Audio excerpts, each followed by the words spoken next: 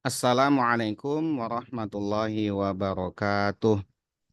Waalaikumsalam warahmatullahi wabarakatuh. Bismillahirrahmanirrahim. Alhamdulillahirabbil alamin wa bihi nasta'in ala umurid dunya waddin.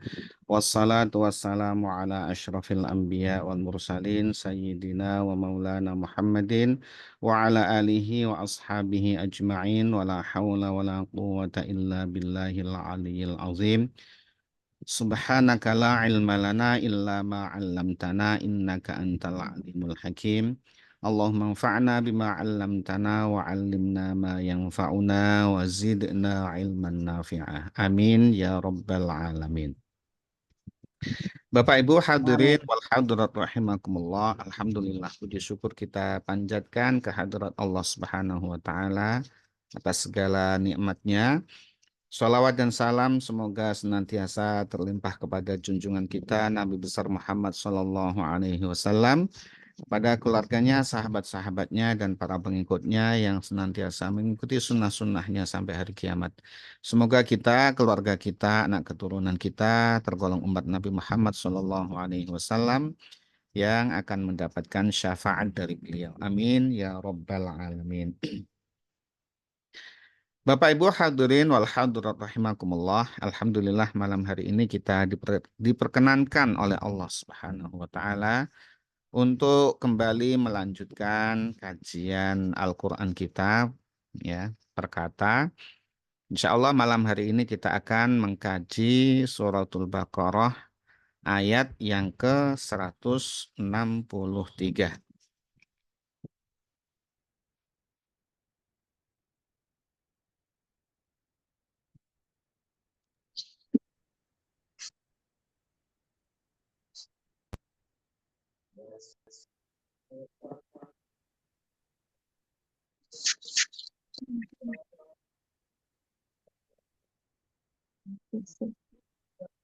Qala Allah Ta'ala fi kitabihil karim wa huwa asdaqul qailin. A'udzu billahi minasyaitonir rajim. Bismillahirrahmanirrahim. Wa Wa ilahukum ilahukum ilahu ilahu wahid. wahid. La La ilaha ilaha illa huwar illallah. rahmanur rahim.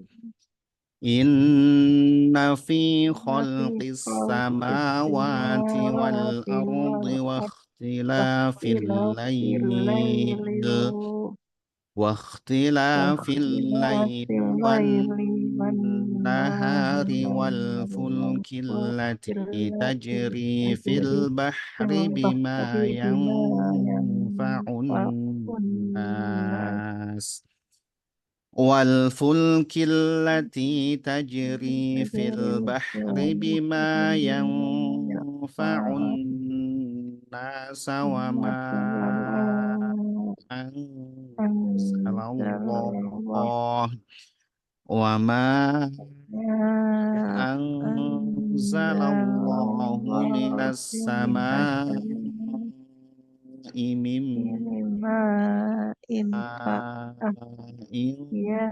فأحيا به فأحيا به الأرض بعد بعد موتها موتها وبث وبث فيها فيها من من كل كل دابة دابة وبث وبث فيها من فيها من كل كل دابة دابة وتصريف وتصريف الرياح الرياح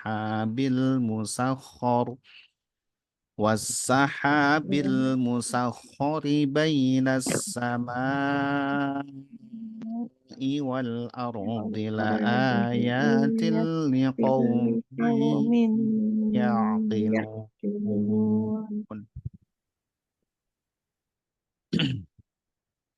Ini ada mat yang panjangnya 6 harokat ya, panjang. Wajib ini mat lazim, kilmi, musaqqal. Jadi cirinya ada mat tabi'i, setelahnya ada huruf yang ditasydid dalam satu kalimat. Ini dibacanya panjang, ya. Tidak ada pilihan selain 6 harokat atau 3 alif. Bapak Ibu hadirin wal hadir rahimakumullah.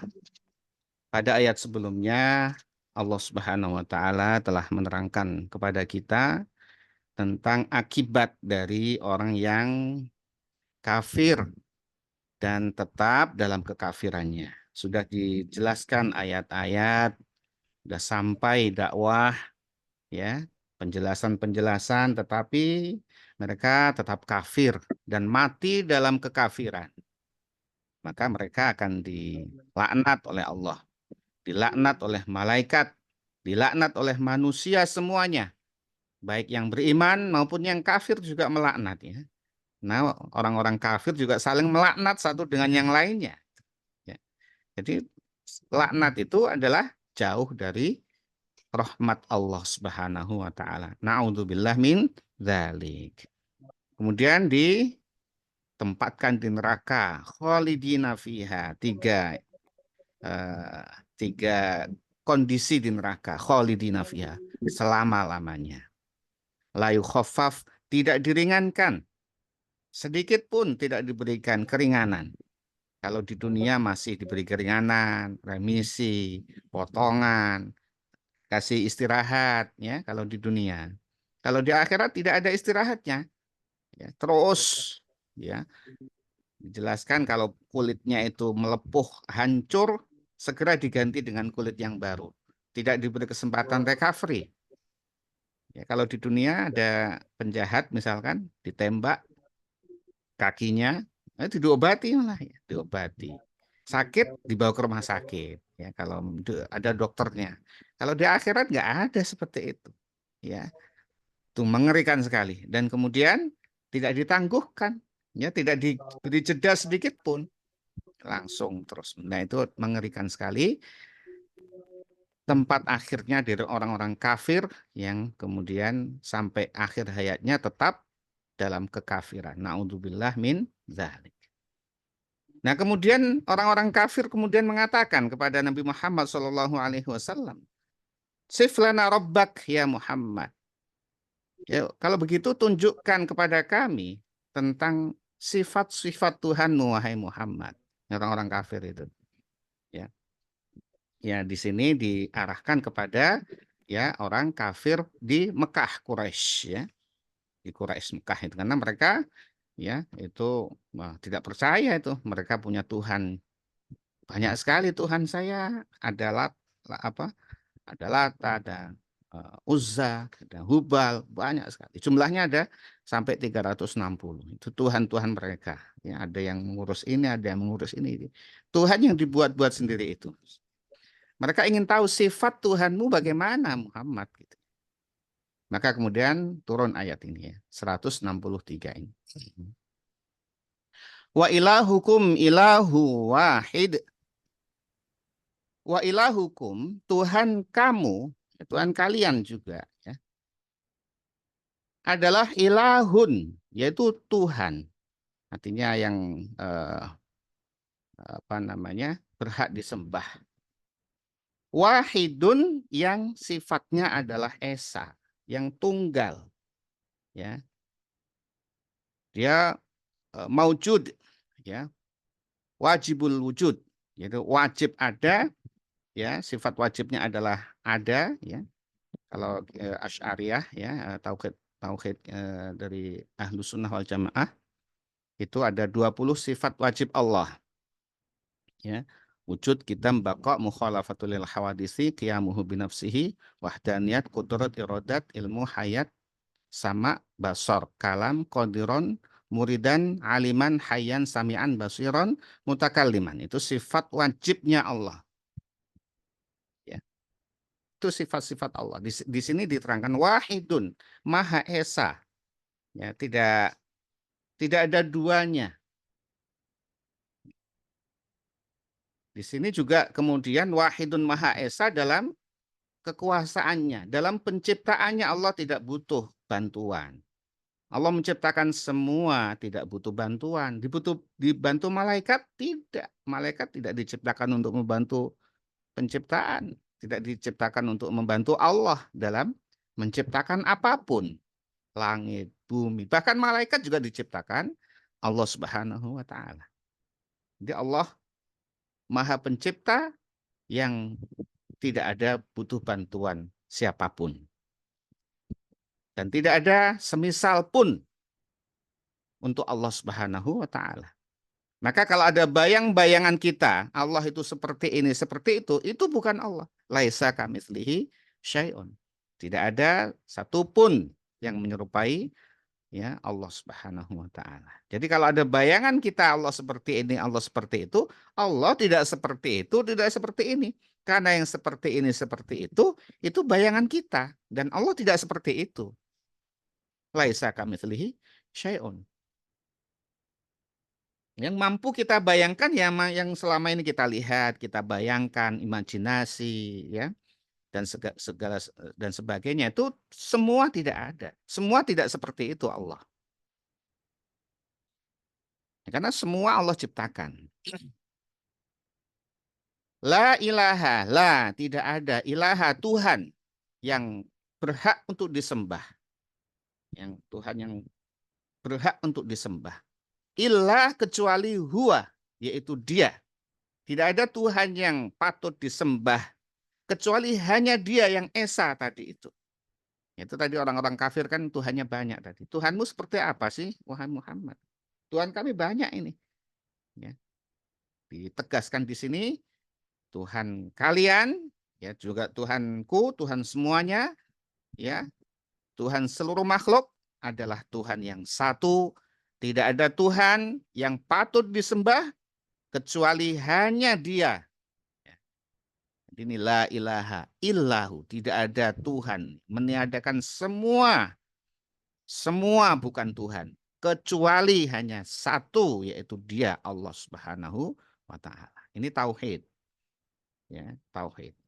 Jadi kalau sudah la ilaha illallah, maka itulah hakikat kemerdekaan. Itulah hakikat kemerdekaan. Jadi tauhid itu memerdekakan manusia dari keterbelengguan. Karena yang berhak membelenggu hanya Allah Subhanahu wa Ta'ala yang memang menciptakan, yang memang memberi nikmat, memberi rezeki, memberi segala fasilitas, ya, mengadakan dari sebelumnya yang tidak ada. Hanya Dia saja yang berhak untuk membelenggu. Hanya Dia saja yang berhak untuk mengatur. Maka selain itu tidak berhak untuk mengatur. Nah, nanti kalau sudah la ilaha illallah, maka kemerdekaan sejati itu, ya.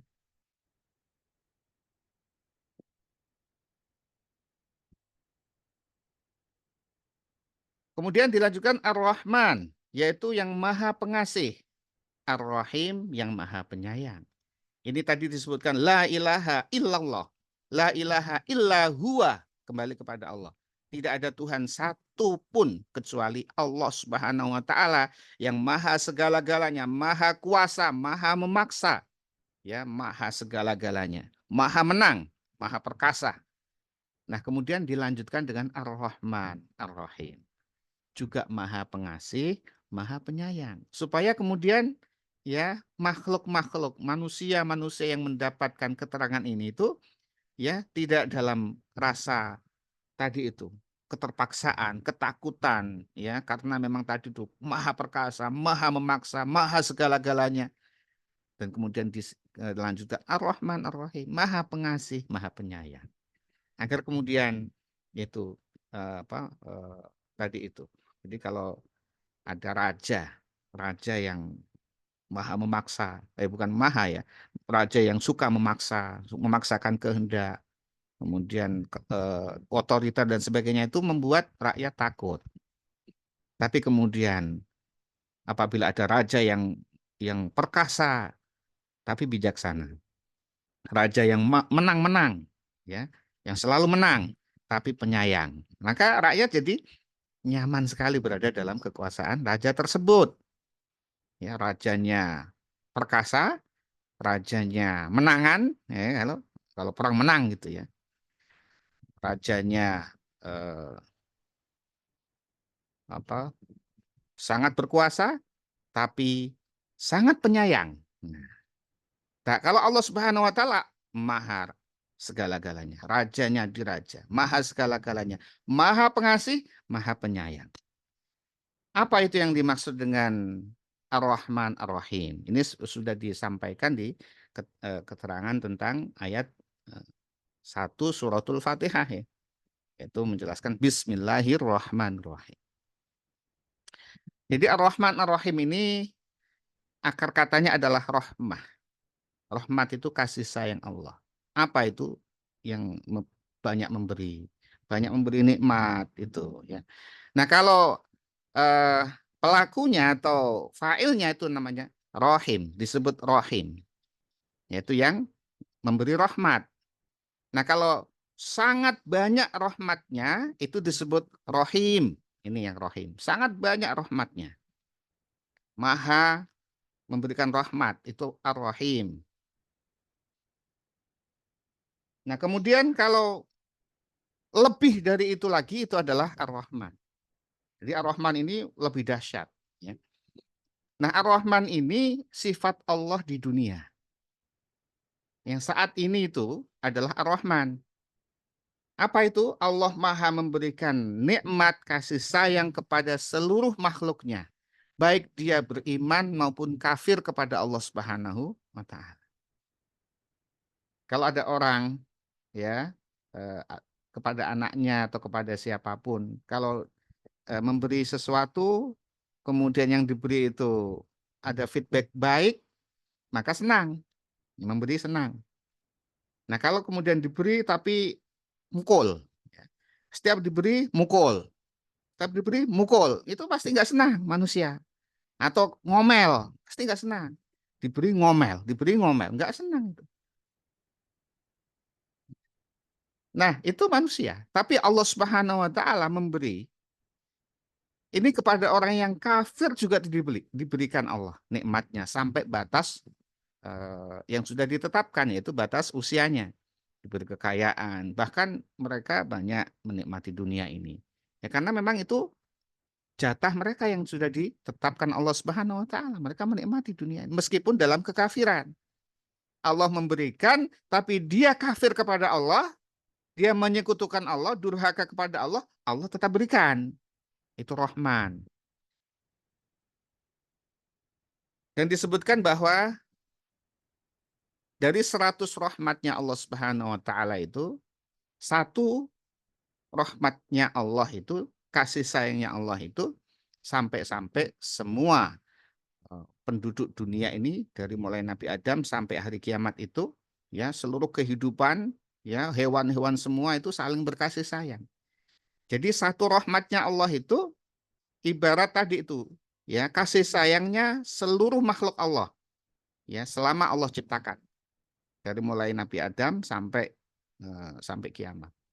Sehingga orang tua sayang kepada anak, suami sayang kepada istri, istri sayang kepada suami, ya, saudara sayang kepada saudaranya, ya.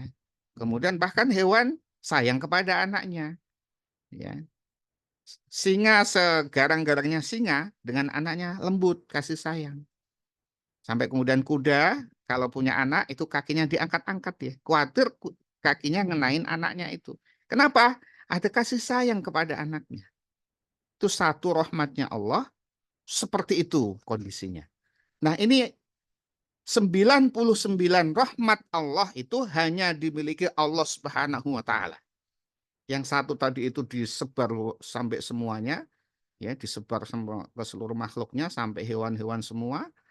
Ayam punya anak sayang, dia dilindungi, kalau ada yang ganggu terapung sama anak, sama induknya, karena sayang kepada anak. Sampai segitu. Ini 99 yang lainnya itu dimiliki hanya Allah Subhanahu wa ta'ala. Artinya apa? Allah maha pengasih, Allah maha penyayang, yang tidak terkira kasih sayang Allah Subhanahu wa ta'ala itu. Kalau Ar-Rahim ini detail hanya khusus untuk orang-orang beriman. Maka lebih dari itu Ar-Rahman, ya. Karena tadi itu yang durhaka juga diberikan. Kalau di akhirat durhaka nggak ada tempat kecuali neraka. Ya, nanti Ar-Rahim itu hanya kepada orang-orang beriman, yaitu di hari kiamat. Itu adalah sifat-sifat Allah Subhanahu wa Ta'ala. Nah, disampaikan ayat itu, kemudian orang-orang kafir ya sepertinya protes itu. Bagaimana Muhammad, ya, kami yang Tuhannya banyak aja masih kerepotan seperti ini, kok ini Tuhannya satu. Kalau gitu tunjukkan buktinya, gitu ya. Ingin menunjukkan buktinya. Bisa tidak Tuhanmu itu mengubah bukit sofa ini menjadi emas, gitu ya. Kalau bisa kami percaya nantinya. Jadi ingin melihat kekuasaan Allah Subhanahu wa Ta'ala sebagaimana kaum-kaum dulu, kaumnya Nabi Musa, ya, melihat langsung kekuasaan Allah. Kaum-kaum dulu, ya, kaumnya Nabi Isa pengen bukti, pengen turunkan hidangan dari langit. Nabi Isa memohon kepada Allah turun hidangan dari langit. Bukti, ya. Nah, ini juga mereka seperti itu, pengen bukti. Ya, sudah diberikan wa ilahukum ilahu wahid la ilaha illa huwa rahmanur rahim. Buktinya apa Muhammad? Menuntut bukti mereka. Maka turun ayat yang ke selanjutnya ini, yaitu ayat ke-164. Inna fi khalqis samawati wal ard. Inna sesungguhnya fi khalqis samawati wal ard, di dalam penciptaan langit. Ini samawat ini jamak, langit-langit, wal ardi dan bumi. Wakhtilafil laili, wakhtilafi dan pergantian al-laili malam, wan nahari dan siang, wal fulki dan bahtera atau perahu atau kapal, allati yang tajri berlayar, kapal tadi, fil bahri fi di al bahri laut, ya, di laut, bima dengan membawa muatan, yanfa'u yang bermanfaat, annasa bagi manusia, wama dan apa, anzalallah yang Allah turunkan, minas samai dari langit, mimmain yaitu berupa air. Kita baca dulu. Fa'ahyabih, maka dia menghidupkan dengannya, dengan air tadi, al-ardoh yaitu bumi, ba'da mautiha setelah matinya bumi tadi, ya, akibat kekeringan, wabatha dan dia menebarkan fiha di dalamnya, di bumi, min kulli dabbah semua jenis hewan, watasrifir riyah dan pergerakan angin, wasahabi dan awan, al-musakhor yang dikendalikan, yang ditaklukkan, yang dikendalikan, bainas samai antara langit, wal ardi dan bumi, la ayatin. Semua itu sungguh merupakan tanda-tanda kebesaran Allah, liqaumin bagi kaum yaqilun yang mereka mengerti, mereka menggunakan akalnya untuk berpikir merenung, ya akan dapat ini. Ya, ini ayat ini ya, mudah-mudahan waktunya cukup nih ya. Ini tadi buktinya, ya, ayat ini adalah bukti. Tidak perlu harus menjadi apa, mereka melihat bukit sofa menjadi emas. Lihat ini, ya. Ini semua bukti kekuasaan Allah Subhanahu wa Ta'ala. Bukti kemahaesaan Allah Subhanahu wa Ta'ala. Kalau ini bukan Maha Pencipta, Maha Esa, Maha Kuasa, tidak bisa seperti ini kondisinya. Apa itu? Pada penciptaan langit-langit dan bumi. Ini langit ini menggunakan jamak. Kenapa tidak fi khalqis sama'i wal ard? Padahal di bawah ada kata-kata as-sama, langit, ini samawat. Jadi rahasia kata, rahasia bahasa di sini. Ya, jadi ini adalah firman Allah yang menciptakan sendiri. Ya. Ya, dan kemudian kata-kata juga mengandung, ya, mengandung hikmah, mengandung pelajaran. Dari bahasa saja itu sudah pelajarannya sudah ada gitu ya. Maka mustahil ini dibuat oleh manusia, ya, apalagi oleh Nabi Muhammad SAW yang tidak pernah membaca buku, yang tidak pernah belajar kepada guru-guru. Nggak pernah Nabi Muhammad belajar kepada guru. Kepada siapa? Gurunya beliau nggak ada. Nggak pernah membaca. Kemudian juga kalau jalan keluar itu dulu adalah masa remajanya untuk berdagang, kemana beliau? Apakah jalan ke Romawi, ke pusat kota Romawi, ke Persia, di sana yang sudah literated, sudah banyak baca, perpustakaan segala macam. Nabi nggak pernah, nggak nggak bisa membaca buku. Tiba-tiba kemudian turun ayat-ayat seperti ini yang sangat Masya Allah ya. Nggak mungkin ini oleh manusia.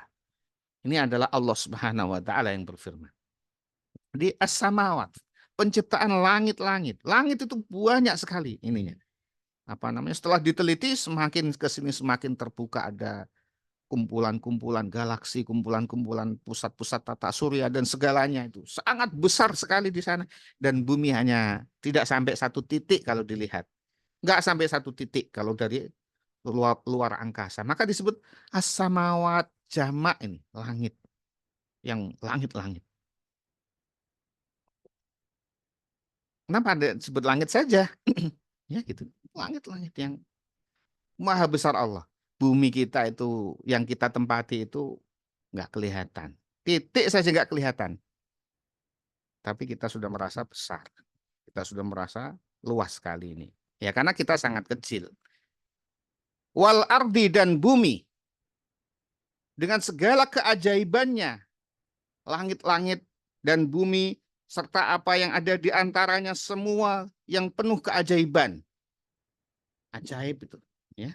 Kalau bicara langit, tata surya, ya, planet-planet yang beredar dengan keteraturannya, mana mungkin itu ada sendiri? Nggak mungkin. Pasti ada yang mengatur.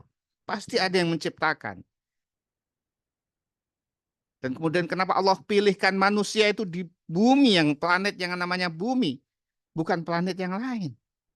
Ini ada maksudnya. Sampai manusia berusaha mencari kehidupan lain di luar bumi, nggak akan bisa.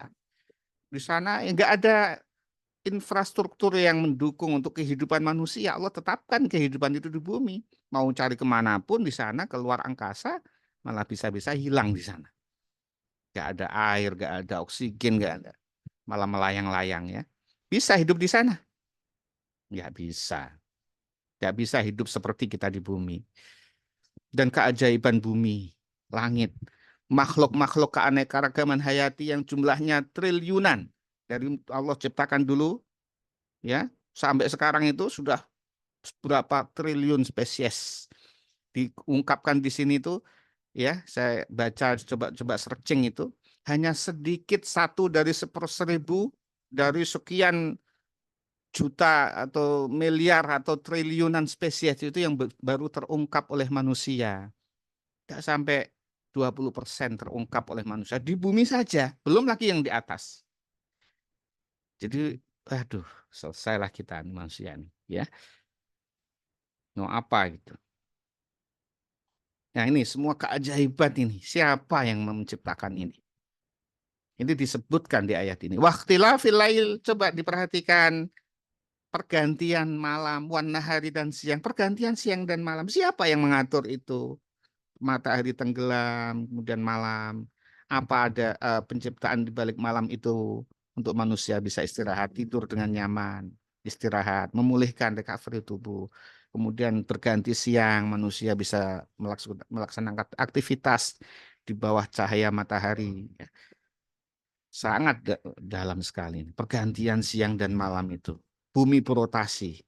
Ya, berotasi dan berevolusi. Dengan adanya rotasi maka bergerak. Maka angin jadi bergerak. Ya.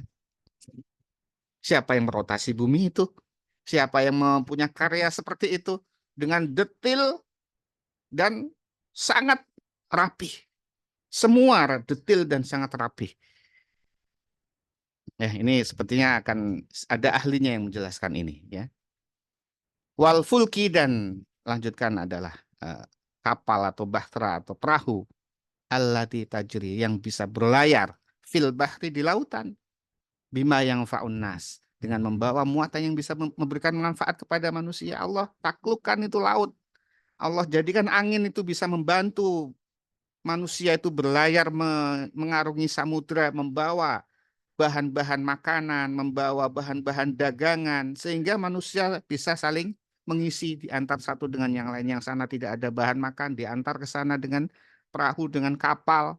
Kalau dulu tidak ada mesin, ini bisa pakai layar saja, kemudian dia akan didorong oleh angin menuju ke tempat yang dikehendaki dengan menggeser-geser ini. Ya, ini kalau Allah tidak atur ini, Allah tidak taklukkan itu laut, tidak bisa diarungi manusia, maka tentu tidak ada kehidupan yang harmonis. Ya, tidak ada kehidupan. Allah ciptakan semua ini sehingga kemudian harmonis. Ya sekarang ada mesin, ya semakin mesin, pakai mesin. Kalau dulu kan tidak. Ya. Dan itu masih bisa dijalankan sampai sekarang kalau dijalankan. Kemudian wama anzalallah, dan apa yang Allah turunkan minas samai, ini sama ini. Langit ini langit bumi kita. Dari langit, mimmain berupa air, yang itu dari laut yang asin diangkat ke langit, ya. Kemudian fa'ahyabih, lalu dia hidupkan dengan air tadi al-ardo, bumi, ba'da mautiha, setelah kering kerontang, turun hujan jadi subur. Dengan subur maka tumbuh rumput, tumbuh tumbuhan. Dengan rumput yang banyak maka ada hewan-hewan yang memakan, hewan kenyang, beranak pinak, manusia juga yang kemudian memanfaatkannya. Semua untuk manusia ini diatur Allah sedemikian. Ya, air yang asin ya kemudian menjadi tawar. Ya, siapa yang mengatur itu? Manusia? Ada enggak ini kontribusinya? Tuhan-Tuhan kalian ada enggak kontribusinya seperti itu? Enggak ada kontribusinya. Apalagi berhala-berhala itu. Ya kok ngaku-ngaku jadi Tuhan. Wabasta fiha, dan dia menebarkan, menumbuh kembangkan fiha di dalamnya mingkul lidahbah, semua jenis hewan. Dan ini untuk manusia. Untuk manusia ini. Bukan untuk hewan, untuk manusia, untuk kalian ini. Untuk manusia-manusia ini. Sudah diberikan nikmat seperti ini Allah Subhanahu wa taala. Wa tasrifir riyah, dan pergerakan angin dari utara ke selatan, barat ke timur, ada angin yang sepoi-sepoi, ada angin yang kencang, ada angin yang banyak jenisnya. Itu Allah. Siapa yang menggerakkan angin itu? Wassahabi, dan awan al-musakhkhar, yang dikendalikan, awan bergantung di langit tanpa gantungan, bisa berjalan bergerak kemanapun sesuai kehendak Allah Subhanahu wa taala, membawa awan itu, ada kandungan airnya, nanti setelah jenuh dia turun hujan, menghujani ke daerah-daerah yang Allah kehendaki. Siapa yang menggerakkan itu? Siapa yang mengatur itu? Al-musakhkhar bainas sama'i wal ard, ya, yang tadi itu tidak ada gantungan di langit, antara langit dan bumi, nanti suatu saat turun hujan. La ayatin, semua itu, belum lagi yang di lain-lainnya itu, ya, yang disampaikan di ayat ini itu sungguh-sungguh merupakan tanda-tanda kebesaran Allah, tanda-tanda kekuasaan Allah Subhanahu wa taala. Tetapi untuk siapa? Liqaumin yaqilun, bagi mereka yang berakal, bagi mereka yang mau menggunakan akalnya, mau merenung, mau berpikir, pasti dapat ini. Jadi yang tidak bisa mendapatkan hikmah berarti tidak menggunakan akalnya. Tidak menemukan tanda-tanda kebesaran Allah Sang Maha Pencipta berarti tidak menggunakan akalnya. Jadi yang disentuh di sini adalah akal, bukan bukti berupa fisik. Bukit Sofa menjadi emas, bisa membelah laut, bisa apa ya, yang bisa dilihat mata. Justru yang sudah ada di hamparan kita ini, semua ini adalah tanda-tanda kebesaran Allah Subhanahu wa taala kalau mau berpikir. Jadi kalau nggak mau berpikir ya nggak dapat gitu ya. Nah, kalau iman disertai dengan berpikir, disertai dengan pemahaman tentang kekuasaan Allah seperti ini, maka imannya akan semakin kuat. Tapi kalau iman tapi tidak mau coba berpikir, tidak menggunakan akalnya, ya iman-iman saja, atau disebut ya iman KTP gitu ya. Jadi betul-betul kenapa Nabi Muhammad SAW ya iman yang paling sempurna di antara makhluk Allah, karena Nabi diberikan pemahaman, diberikan ilmu tentang kekuasaan Allah Subhanahu wa taala. Yang paling paham dengan Allah Subhanahu wa taala adalah utusannya, yaitu yang paling mulia dari semua utusan adalah Nabi Muhammad SAW. Wallahu a'lam bishawab. Bapak Ibu yang dirahmati Allah Subhanahu wa taala, demikian kajian malam hari ini. Semoga Allah Subhanahu wa taala senantiasa menyayangi kita dan memberikan ilmu kepada kita, ilmu yang bermanfaat fid dini wad dunya wal akhirah. Amin ya rabbal alamin. Mari kita tutup kajian kita dengan membaca doa kafaratul majelis. Bismillahirrahmanirrahim. Subhanakallahumma bihamdika asyhadu an la ilaha illa anta astaghfiruka wa atubu ilaik. Wal afu minkum. Wassalamualaikum warahmatullahi wabarakatuh. Waalaikumsalam warahmatullahi wabarakatuh.